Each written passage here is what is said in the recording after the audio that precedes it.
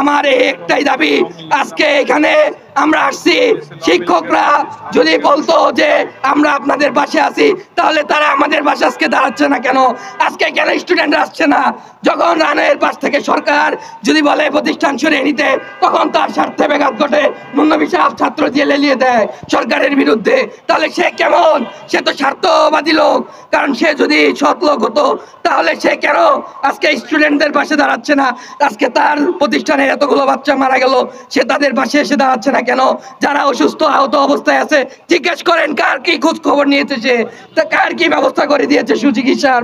আমার একটাই দাবি, কারণ সে কি করতেছে তার তো কোনো কিছুই আমি দেখতেছি না। তার অ্যাক্টিভিটিস, প্রতিটা শিক্ষককে তার dozen dozen form teacher, dozen dozen coordinator, dozen dozen form master দিয়ে ভরে রাখছে। হ্যাঁ, একটা বাচ্চা স্কুলে না আসলে গার্জিয়ানকে ফোন দেয়, একটা বাচ্চা কোচিং এ পড়তে না আসলে সে বাচ্চা দুর্বল, তার দায়িত্ব তারা নিতে পারবে না। একটা বাচ্চা যখন আগুনে পুড়ে জ্বলছে গেছে, তখন সে বাচ্চার দায়িত্ব সে নিতে পারবে না কেন? ও যখন প্রতিষ্ঠানে ব্যবসা ছিল, যখন প্রতিষ্ঠানে সে কোচিং বাণিজ্য করতে পারছে, তখন তাদের সে দায়িত্ব নিতে পেরেছে।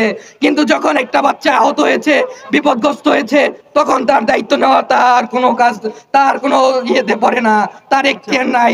এদেশে আইনের বিচার নাই। সে গত শনিবার সবাইকে ডেকে বলে, এদেশে আপনি মামলা করতে পারবেন, মামলা করে আপনি কি কিছু করতে পারবেন, বিচার পাবেন?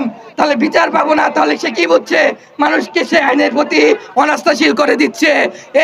এই শোকাহত এই শহীদ পরিবারগুলোকে সরকারের প্রতি সে অনাস্থা স্বীকার করে দিচ্ছে। সে তাদেরকে বলতেছে আমার প্রতিষ্ঠান বন্ধ হয়ে যাবে আপনারা যদি আমাকে বিভিন্নভাবে ডিস্টার্ব করেন। সে যে বাচ্চাগুলো মারা গেছে তাদের কোনো সুব্যবস্থা না করে সে তার প্রতিষ্ঠানের চিন্তা করলো। কিন্তু যে বাবা সন্তান হারা হয়েছে, যে মা সন্তান হারা হয়েছে, যে শিক্ষক, যে ছাত্ররা যে শিক্ষককে সম্মান করতো, সে শিক্ষক তার প্রতিষ্ঠানের চিন্তা করলো, সে তার পরিবারের চিন্তা করলো না। সে যে তার সে ছাত্রগুলো হারিয়ে গেল তাদের চিন্তা করলো না।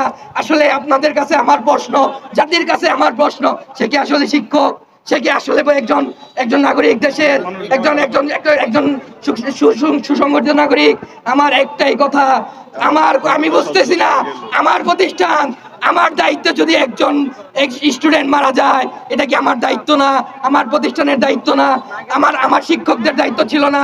আমার স্টুডেন্টগুলো, প্রতিটা স্টুডেন্টের তার ইনফরমেশন ছিল, একটা স্টুডেন্টের ইনফরমেশন সে যথাযথ সময় দিতে পারে নাই। তো আমার একটাই কথা, যে সে আজকে আমাদের পাশে নাই, এটাই আমার জাতির কাছে প্রশ্ন। এই শোকাহত পরিবারের পাশে আপনারা এসে দাঁড়ান এবং শোকাহত পরিবারকে যাতে সুবিচার পায়, এবং যদি এই প্রতিষ্ঠানটি